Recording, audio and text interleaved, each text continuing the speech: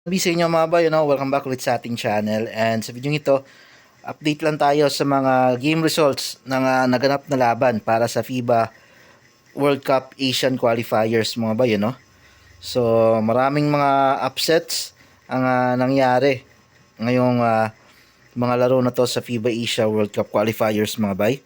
So simulan natin mga boy dito sa Guam and Australia. So panalo ang Australia kontra sa Guam. Home court to ng Guam mga bay, no? So score na 80-93. So surprising outcome to mga bay, no? Kasi inaasahan natin na ido-dominate ng Australia itong Guam. Tatambakan nila ng malaki, pero nagulat ako nung nakita ko yung final score 80-93. So very close fight yung nangyari, dumikit yung Guam. Okay. And dahil sa panalong to ng Australia, 3-0 na sila ngayong FIBA World Cup Asian Qualifiers mga bay, and automatic pasok na sila sa second round ng qualifiers. Okay, so malamang sila yung magiging top 1 sa group ng Gilas Pilipinas, kasama yung New Zealand at Guam. Okay. Next naman mga bay, is China versus Japan. Ito, hindi ko masasabing upset, pero come from behind victory to mula sa China.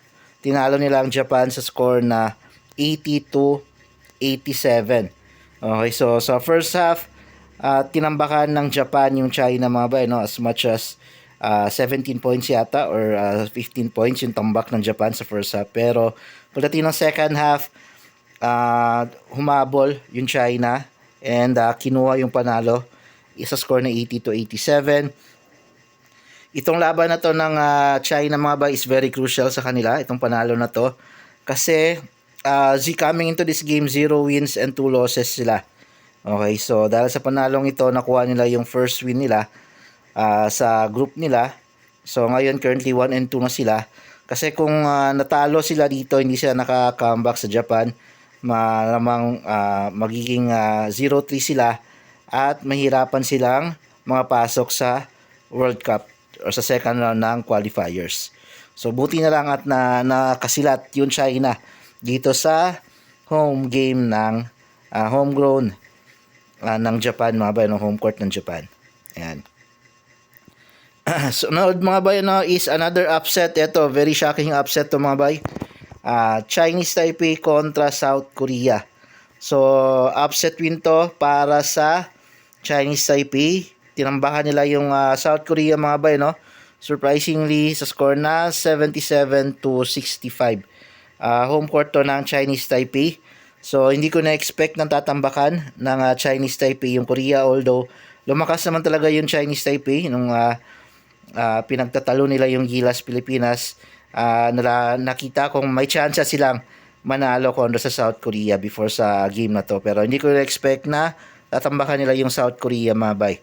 Okay, so sa Korea, first loss na to sa group nila.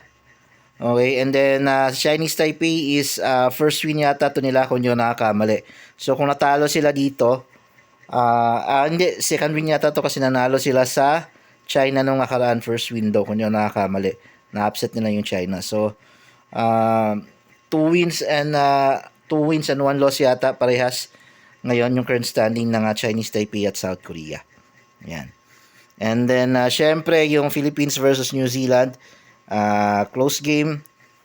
Tinalo tayo ng New Zealand sa score na 69-66. So, abang tayo sa March 1 mga bay ng second game ng second window kontra sa Australia. Sana makaisa tayo. Very crucial win yan. Kailangan natin. Yun ang mga bay. Maraming salamat sa panonood.